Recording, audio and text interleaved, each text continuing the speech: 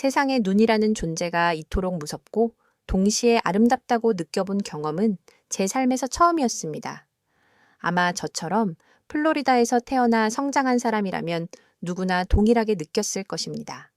그런데 현재 제가 어디서 살고 있는지 짐작이 가십니까? 저는 허리까지 깊이 쌓인 눈밭을 헤쳐걸으며 나무 장작을 쪼개고 연탄불에 고구마를 구워 먹는 강원도 깊은 산골 마을에 거주하고 있습니다. 네, 바로 제가 그곳의 주민입니다. 믿기지 않는 거짓말처럼 들리신다고요? 사실 저 역시 처음에는 그랬습니다. 안녕하세요.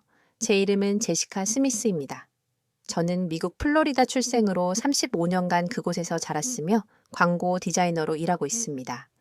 뉴욕의 유명 디자인 회사에서 팀장 직책을 맡아 정신없이 바쁜 일상을 보냈습니다.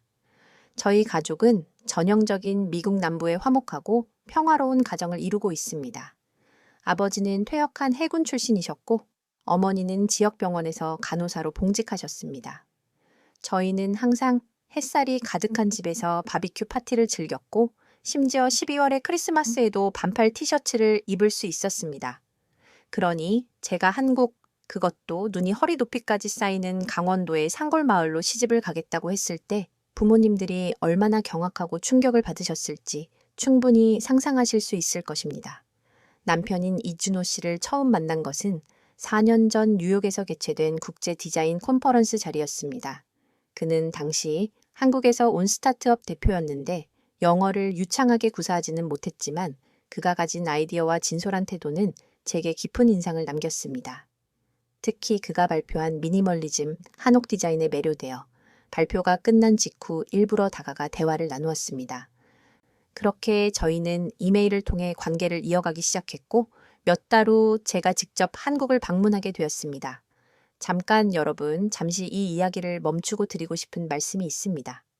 여러분께서 눌러주시는 구독, 좋아요, 그리고 알림 설정은 이 영상을 제작하는 저에게 가장 큰 격려와 힘이 됩니다. 단 한 번의 클릭이 제게 큰 에너지를 선사해 주시기를 간절히 바랍니다. 비행기에 탑승한 순간부터 긴장감이 감돌았지만 한편으로는 가슴이 벅차오르는 설렘도 이상하게 느껴졌습니다. 비행기 창밖으로 한반도의 지형이 보이기 시작했을 때 내가 정말 이 사람을 만나기 위해 지구 반대편까지 왔구나 라는 생각에 스스로에게도 피식 웃음이 나왔습니다. 이는 지극히 낭만적이면서도 동시에 현실감이 떨어지는 듯한 묘한 감정이었습니다. 인천공항에 도착했을 때 이준호 씨는 환한 미소를 지으며 아름다운 꽃다발을 들고 저를 기다리고 있었습니다.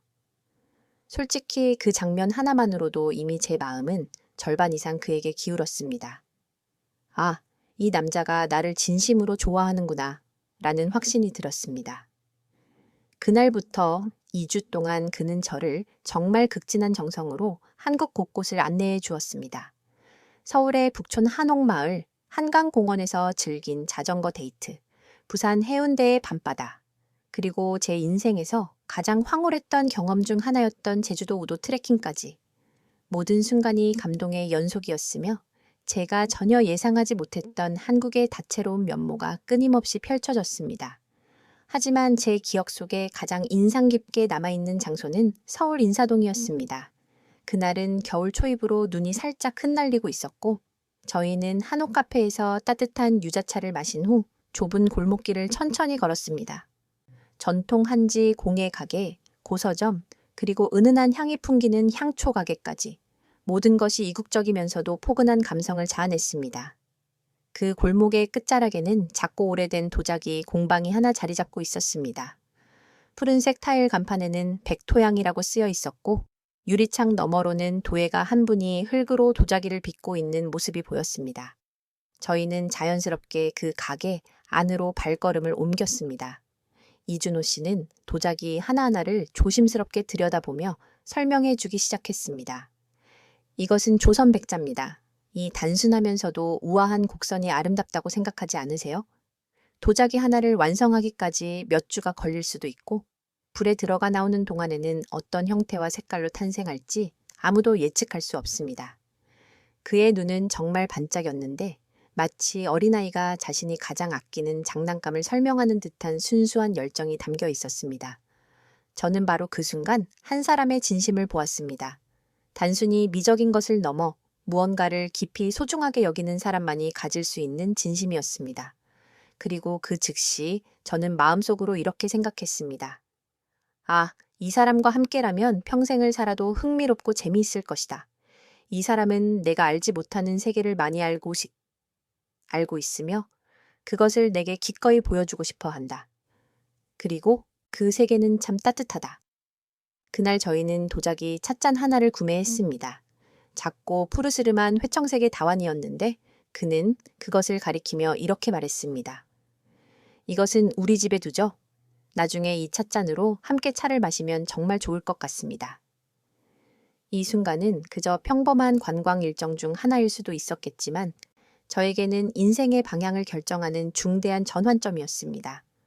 도자기 가게를 나오는 순간 저는 이미 마음속으로 결단을 내린 것 같았습니다. 이 남자와 이 나라와 이 문화와 함께 살아도 괜찮을 것 같다고요. 아니, 어쩌면 그렇게 살고 싶다고 간절히 바랐습니다. 그렇게 2년 반 동안의 긴 장거리 연애를 마친 끝에 그는 저에게 청혼했습니다. 뉴욕 센트럴 파크에서 벚꽃이 만개하여 흐드러지던 어느 봄날이었습니다. 그러나 문제는 바로 그 다음 상황에서 발생했습니다. 제가 한국으로 이사 갈 거야. 그 사람은 강원도에 살고 있대. 라고 부모님께 말씀드렸을 때 두 분의 얼굴은 순식간에 차갑게 얼어붙었습니다. 제시카, 농담하지 마라. 네가 그런 낯선 환경에서 살 수 있을 리 없지 않니? 겨울에 영하 20도까지 내려가는 곳이라는 걸 알고 있니? 너는 눈 쌓이는 걸 한 번도 경험해 본 적이 없잖아. 거기 병원은 있니? 그 사람을 미국으로 데려와. 왜 네가 그곳으로 가야 하는 거니? 당연히 부모님의 반대는 극심했습니다. 아버지는 전직 군인답게 침묵했지만 단호하게 반대 의사를 표명하셨고 어머니는 우는 신용을 하면서도 은근히 협박하는 어조로 말씀하셨습니다. 나는 너를 보러 자주 갈 수 없을 거야. 그럼 손주도 볼 수 없겠지. 그 후 몇 주 동안 저희 가족의 식탁은 문자 그대로 설득 전쟁터였습니다. 저녁 식사 시간만 되면 어머니는 일부러 제 어릴 적 사진첩을 꺼내놓고 이 아이는 겨울에 감기만 걸려도 이틀을 알아눕던 아이인데 눈밭에서 어떻게 살아가겠니? 라고 하소연하셨습니다. 아버지는 신문을 펼쳐 들고 한국과 관련된 부정적인 기사를 스크랩하여 보여주셨습니다. 제시카, 이것 좀 봐라. 북한 미사일 뉴스다. 혹시 전쟁이라도 나면 너는 어디로 피신할 거니? 처음에는 차분하게 부모님을 설득하려고 노력했습니다. 남편 이준호 씨가 얼마나 책임감 있고 따뜻한 사람인지, 한국이 얼마나 안전하고 발전된 나라인지 하나하나 구체적인 예시를 들어가며 설명했습니다. 구글 스트리트 뷰까지 실행하여 시골 마을 주변에 병원이 존재한다는 것을 보여드렸고 한국 드라마를 틀어주면서 요즘의 시골 생활은 예전과는 많이 다르다고 강조했습니다. 하지만 부모님은 고개를 절레절레 흔드시며 그건 TV에서나 그렇겠지. 현실은 다르단다. 라고 일축하셨습니다. 그러던 어느 날 저는 울면서 외쳤습니다. 엄마, 아빠, 제발 저를 믿어주세요. 저는 그저 제가 사랑하는 사람을 따라가는 거예요. 그게 죄인가요? 어머니는 눈물을 닦으면서도 그래도 내 인생을 망치지는 말아야지. 라고 말씀하셨습니다. 아버지는 아무 말씀 없이 방으로 들어가 문을 닫아버리셨습니다. 그날 밤 저는 방에서 가방을 꺼내 비행기 티켓을 다시 한번 확인했습니다. 제 마음은 이미 한국을 향해 있었고 이준호 씨도 저를 간절히 기다리고 있었기 때문입니다. 결국 출국하는 날 아침이 밝았습니다. 공항으로 가기 위해 짐을 끌고 나오자 부모님은 거실에 조용히 앉아 계셨습니다. 어머니는 억지로 미소를 지으며 말했습니다. 이왕 가는 거라면 따뜻하게 입어야 한다. 니트 2겹은 챙겼니? 그리고 아버지는 여전히 무뚝뚝한 얼굴로 제 여권을 잠시 들여다보시더니 조용히 제 손에 작은 봉투 하나를 쥐어주셨습니다. 어려울 때 사용하라고. 플로리다의 겨울은 있더라도 네가 우리의 딸이라는 사실은 잊지 마라. 그 말에 저는 그 자리에서 북받치는 감정을 주체할 수 없었습니다. 결국 저는 부모님을 완전히 설득하지는 못했지만 부모님 역시 제 선택을 막을 수는 없다는 사실만큼은 받아들이신 것이었습니다. 그렇게 저는 눈 덮인 강원도로 떠났습니다. 마음 한쪽은 새로운 출발에 대한 기대감으로 뿌듯했지만 다른 한쪽은 부모님과의 갈등으로 찢어질 듯 아팠습니다. 그때까지만 해도 저는 몰랐습니다. 그 얼어붙은 부모님의 마음이 몇 달 후 진짜 눈이 녹아내리듯 서서히 녹아내릴 것이라는 사실을요. 저도 솔직히 많이 흔들리고 불안했습니다. 하지만 제 마음은 이미 확고하게 결정되어 있었습니다. 저는 저를 진심으로 아껴주고 제시카 스미스라는 존재 자체를 소중히 여겨주는 이준호 씨를 선택하기로 했습니다. 그래서 저는 결국 한국으로 왔습니다. 그것도 강원도 정선이라는 지도를 펼쳐도 쉽게 눈에 띄지 않는 깊은 산골 마을로요. 처음 이사 온 날을 저는 아직도 잊을 수 없습니다. 공항에서 이준호 씨와 함께 차를 타고 5시간 넘게 산길을 달렸습니다. 점차 도시의 집들은 사라지고 바위산과 눈밭이 끝없이 펼쳐졌습니다. 여기가 정말 내가 살아야 할 곳인가 라는 생각이 절로 들었습니다. 집에 도착했을 때는 해가 이미 졌고 하늘에는 수천 개의 별이 총총하게 떠 있었습니다. 저는 평생 그토록 아름다운 밤하늘을 본 적이 없었습니다. 그날 밤 씻으려고 욕실에 갔을 때 뜨거운 물이 나오지 않았습니다. 이준호 씨는 당황하며 연탄이 아직 덜 타올라서 그렇다고 설명했고 저는 연탄이라는 단어를 태어나서 처음 들어보았습니다. 다음 날 아침 눈을 치우기 위해 눈삽을 들었는데 그것이 그토록 고된 일인지 전혀 몰랐습니다. 플로리다에서는 눈사람이라는 것이 영화 속에서나 등장하는 존재였기 때문입니다. 진짜 눈은 손가락이 아릴 정도로 차가웠고 매우 미끄러웠으며 무거웠습니다. 바로 그때 동네 아주머니 한 분이 저에게 다가와 이렇게 말씀하셨습니다. 이런 날은 손이 시려워서 아무것도 못해. 이리 와서 따뜻한 차 한 잔 마셔요. 그 한마디가 제게는 그토록 따뜻하고 위로가 될 수 없었습니다. 저는 얼떨결에 그분 댁에 들어가 고구마와 생강차를 대접받았는데 그 맛이 너무 맛있고 포근해서 순간 어쩌면 이곳도 괜찮을지도 몰라 라는 생각이 머리를 스쳤습니다. 그렇게 제 한국 시골 생활이 본격적으로 시작되었습니다. 그런데 이것이 이야기의 끝이 아니었습니다. 진정한 이야기는 바로 그 이후부터 전개되었습니다. 한국에 도착한 지 정확히 3일째 되던 날이었습니다. 아침에 눈을 떴는데 세상이 완전히 다른 모습으로 변해 있었습니다. 밤사이 엄청난 양의 눈이 쌓였는지 창밖에는 끝없이 펼쳐진 새하얀 설경이 저를 맞이하고 있었기 때문입니다. 말 그대로 눈으로 뒤덮인 겨울 왕국 그 자체였습니다. 눈이라는 것을 스크린 속에서만 접하던 제가 하루아침에 그 눈의 한가운데서 살아가고 있다는 사실이 도무지 믿기지 않았습니다.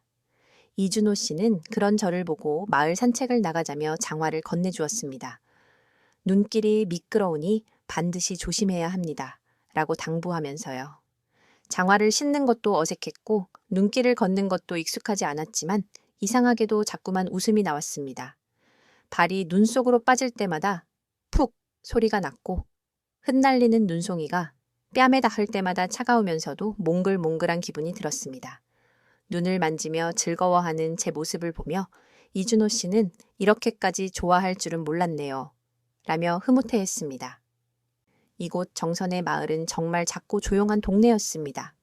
주변에 편의점은커녕 카페 하나 찾기 어려웠고 이웃들은 대부분 서로를 이름 대신 영희 엄마, 철수 아버지와 같이 자녀의 이름을 붙여 부르고 있었습니다. 그 속에서 저는 단번에 외국인 며느리가 되었습니다. 다행히도 마을 사람들은 제가 생각했던 것보다 훨씬 더 따뜻하고 친절했습니다. 언어는 잘 통하지 않았지만 눈빛과 몸짓만으로도 그들의 마음이 고스란히 전해졌습니다.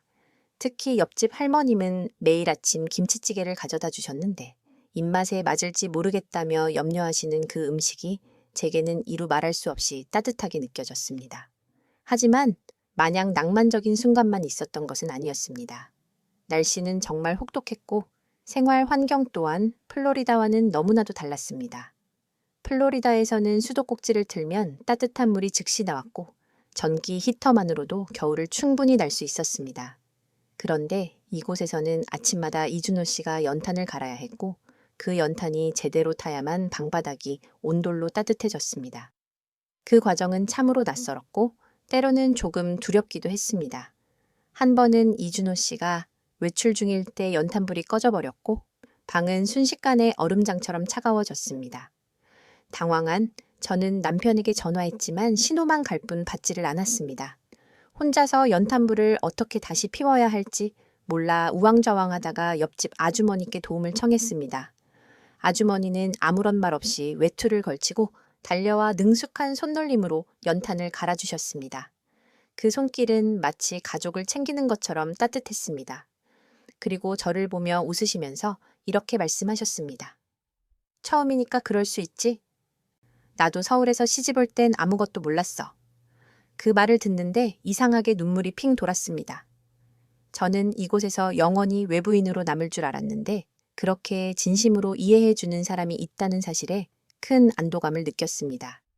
며칠 후 마을에 황태 덕장 일손 돕기 행사가 있다는 소식을 들었습니다. 이준호 씨는 한번 체험해보는 것도 좋을 것이라며 저를 데리고 갔고 저는 그곳에서 이 마을 사람들의 진솔한 모습을 보게 되었습니다.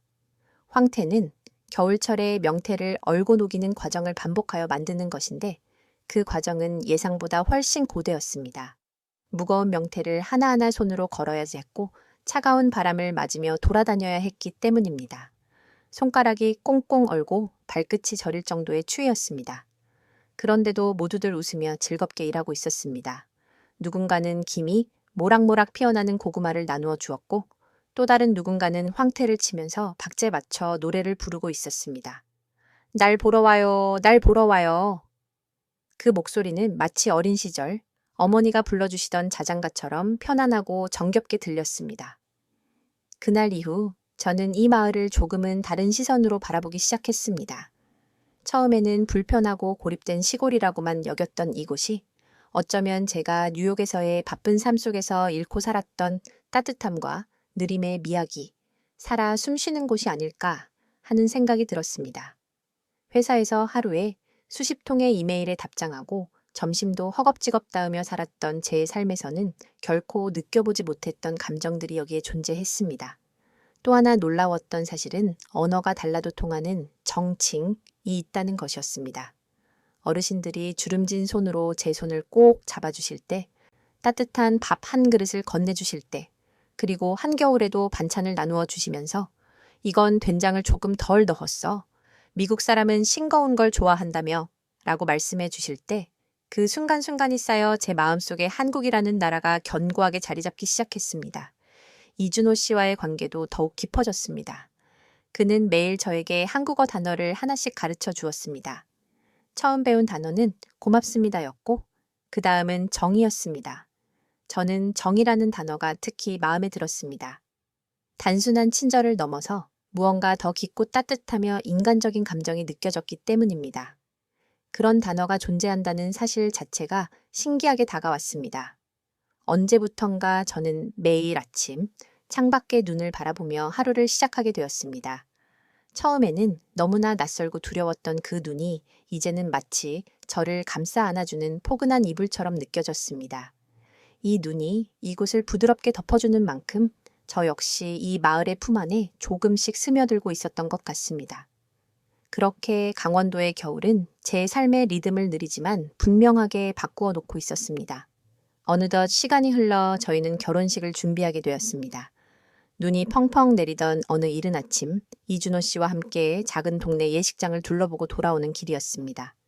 길게는 노랗고 통통하게 잘 마른 황태들이 바람에 흔들리고 있었고 발밑에 쌓인 눈은 사각사각 소리를 내며 말없이 저희의 발걸음을 따랐습니다. 그날 저녁 시어머님께서 끓여주신 깊고 진한 황태국을 먹으면서 문득 한 가지 생각이 들었습니다. 이 황태국을 우리 엄마 아빠도 맛보셨으면 좋겠다. 따뜻하고 정이 담긴 이 맛을 그들도 알게 된다면 얼마나 좋을까요? 황태국의 깊고 진한 맛은 몸뿐만 아니라 마음까지 데워주는 듯 했습니다. 그동안 한국 생활에 어느 정도 익숙해졌다고 생각했지만 막상 결혼이라는 새로운 국면에 들어서니 유난히 부모님 생각이 간절해졌습니다. 결혼식 초대장을 만들고 웨딩사진 촬영 날짜를 정하면서도 머릿속에는 계속 부모님의 근심 어린 얼굴이 아른거렸습니다.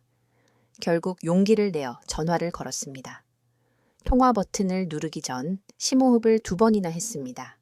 그리고 최대한 밝은 목소리로 말했습니다. 엄마, 아빠, 저 결혼 날짜 잡았어요. 내년 2월 3일이요. 강원도에서 할 거예요. 꼭 와주셨으면 해요. 전화기 너머로는 긴 침묵이 흘렀습니다. 그리고 예상했던 대로 차가운 목소리가 이어졌습니다.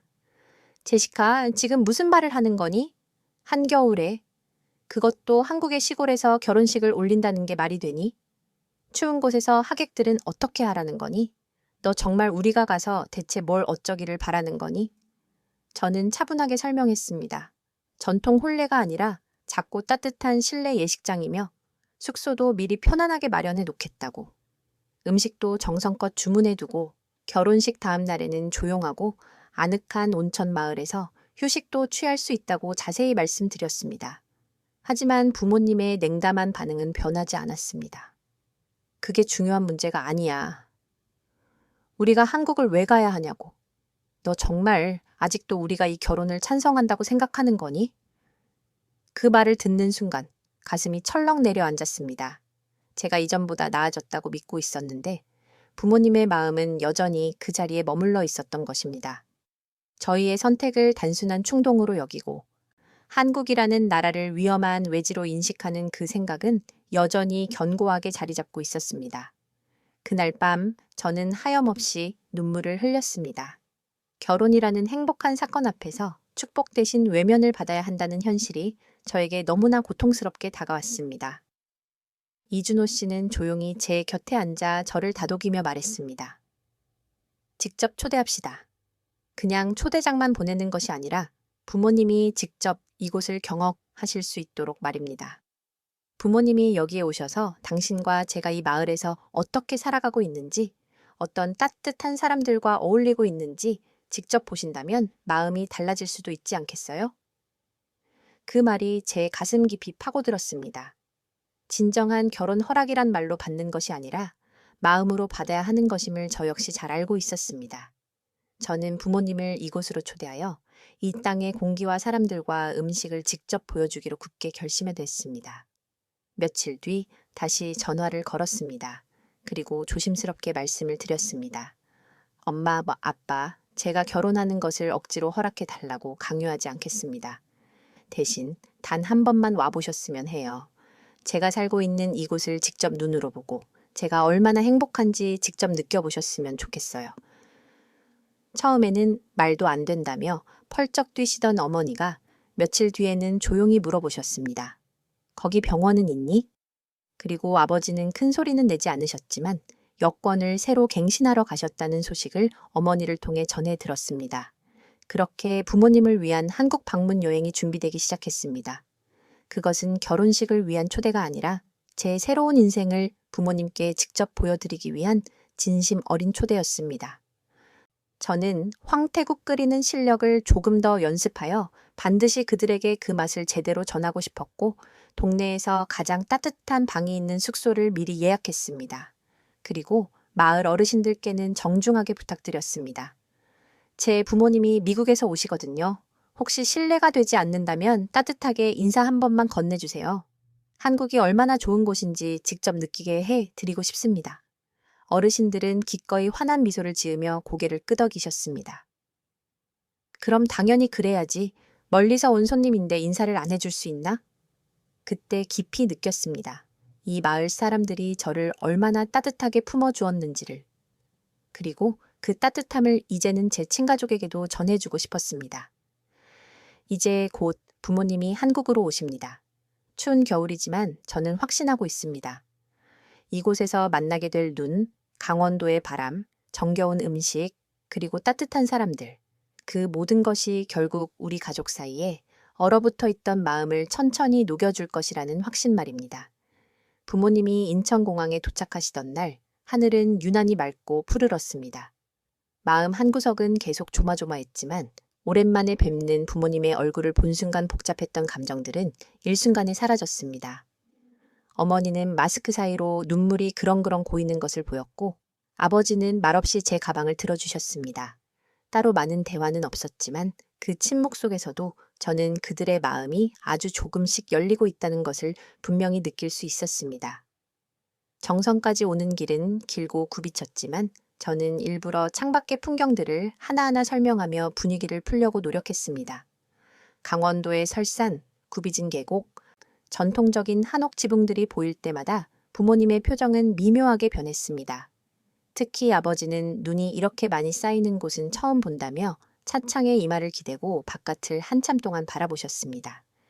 집에 도착한 첫날 밤, 저는 황태국과 곤드레밥, 도토리 묵무침까지 정성껏 준비했습니다.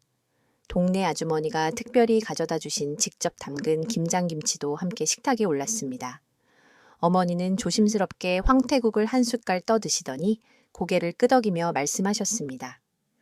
이 국, 생각보다 부드럽고 깊은 맛이 나는구나. 따뜻하고 좋네. 아버지도 천천히 수저를 드시더니 말없이 국물을 여러 번 떠드셨습니다. 그 모습에 저는 왠지 모를 뭉클함이 올라와 부엌에 가 있는 척하며 눈시울을 닦았습니다. 다음 날부터 본격적으로 강원도 체험이 시작되었습니다.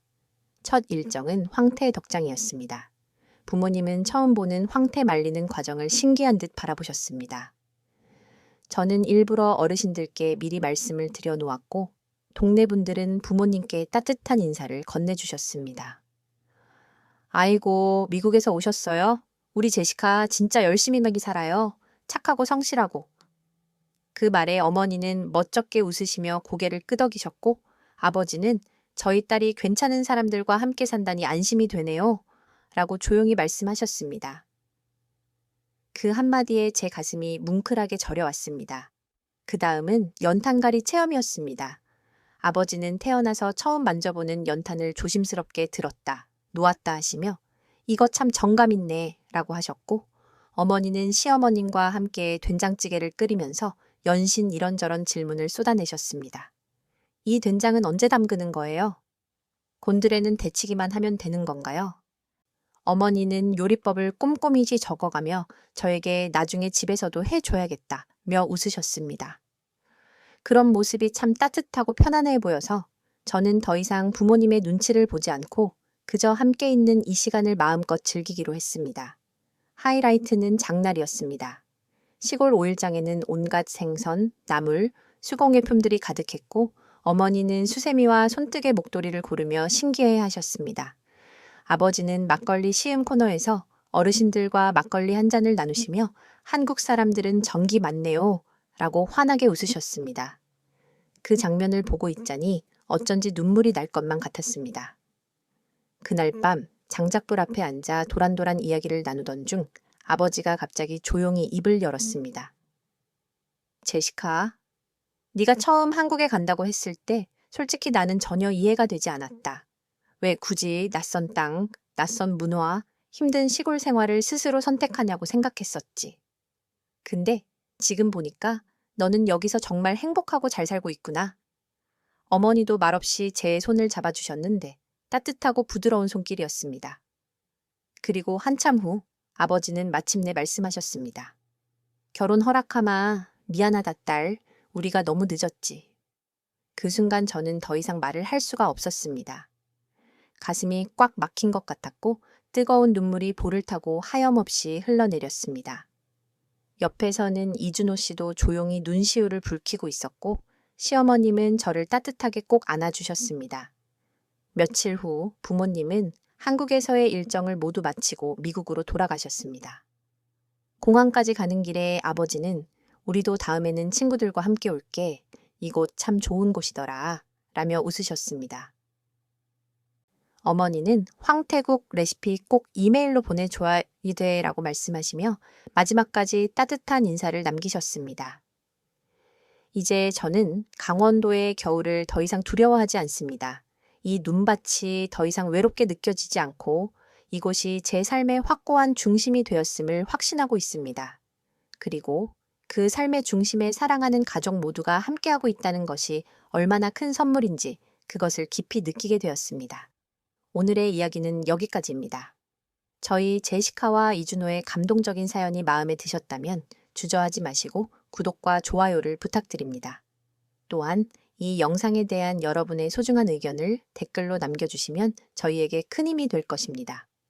시청해 주셔서 진심으로 감사합니다. 앞으로도 더 좋은 사연과 진솔한 이야기로 여러분을 찾아뵙겠습니다.